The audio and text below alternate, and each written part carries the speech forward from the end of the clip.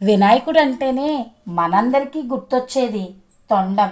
అయితే తొండం లేని వినాయకుడి గురించి ఎప్పుడైనా మీరు విన్నారా? మనిషి రూపంలో ఉండే వినాయకుడికి ఒక ప్రత్యేకమైన దేవాలయం ఉందని మీకు తెలుసా? ఈ ఆలయం తమిళనాడు రాష్ట్రంలో తిలతర్పణపురి అనే గ్రామంలో స్వర్ణవల్లి సమేత ముక్తేశ్వర ఆలయం ఉంది.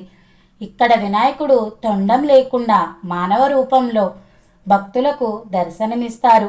ఈ విధంగా వెలిసిన గణపతిని నరముఖ గణపతి లేదా ఆది వినాయకర్ గణపతి అని పిలుస్తారు. ఈ విధంగా మానవ రూపంలో దర్శనమిచ్చే ఏకైక దేవాలయం ఇదేనని చెప్పవచ్చు.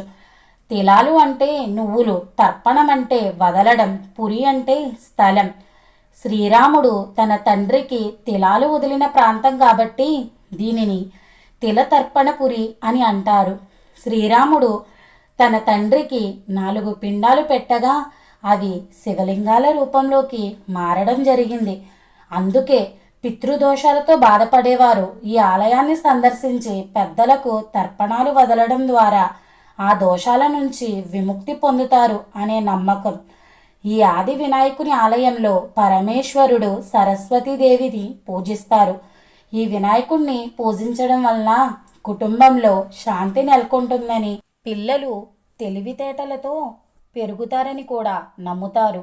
ఈ ఆలయం లోపల ఆదిశంకరాచార్యులు, ఋషివేదస్య, గాయత్రీదేవి, సదాశివ, బ్రహ్మేంద్ర, సంతపటినాథ్ విగ్రహాలను కూడా దర్శించుకోవచ్చును. నా వీడియోస్ కనుక మీకు నచ్చినట్లయితే ప్లీజ్ లైక్, షేర్ అండ్ అమ్మ చెప్పే మంచి మాటలు YouTube channel. Thank you for watching my videos.